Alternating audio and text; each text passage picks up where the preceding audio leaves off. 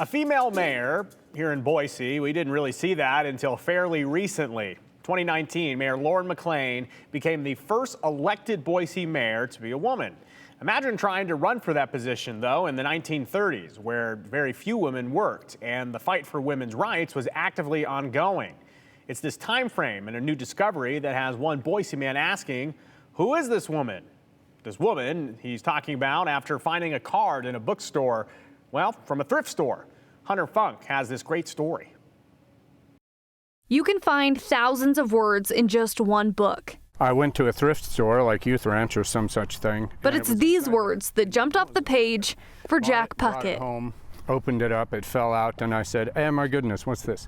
So I then was intrigued. There is history in this card. It says, Vote for Esther Marenholtz for Mayor Boise City, April 4th, 1933. The candidate who is honest, competent, and truly the friend of the worker.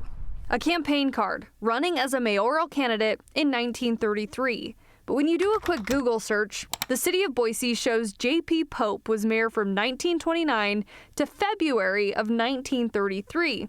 Then, Ross Cady was appointed for 3 months, finishing the rest of the 1933 term in May, which would make sense for Esther Marenholtz to campaign in 1933, though the outcome was another male, J.J. McHugh, who was elected as Boise's mayor from 1933 to 1935. The city of Boise never saw a woman fill the role until 2003, 70 years after Marenholtz put her name in the running.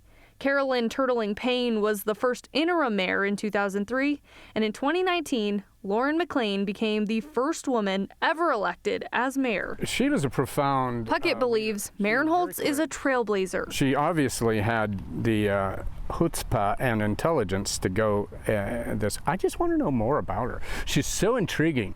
This person actually had, in the day when everything was against her, everything in those days was so anti-woman in politics especially, but there were so many other things that stood against her, and this is Mayor of Boise. Despite losing the election, Esther Marenholtz made an impact in other ways. In 1943, a report on the impact of the war on local food habits says an Esther Marenholtz was with the Division of Program Surveys with the Department of Agriculture and reported that on the West Coast, many people had no fresh meat at all for as much as 6 weeks, and they requested that meat be included in the rationed food. That aligns with an obituary saved from a local paper.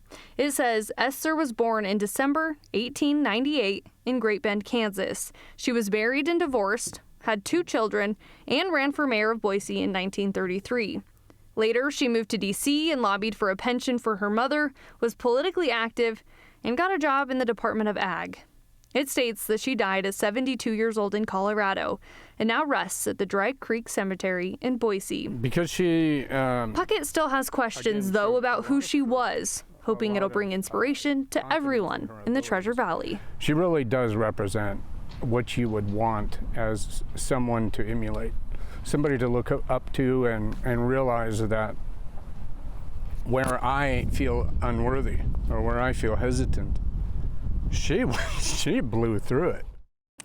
And Puckett wants to know if there is family still in the area that could explain her history. He also has daughters, of course, so that's a big thing, is where he wants to talk about, hey, this is a great story. Here's your piece of inspiration to his kids. History is written by the winners, but that doesn't mean that the others didn't have impactful stories. If you know this person or what happened, we'd love to learn about Esther Marenholtz. Yeah, really, she seems to have a good story. Again, a candidate, but would be really cool to hear from her. All right, Hunter Funk, appreciate it. We'll talk to you soon.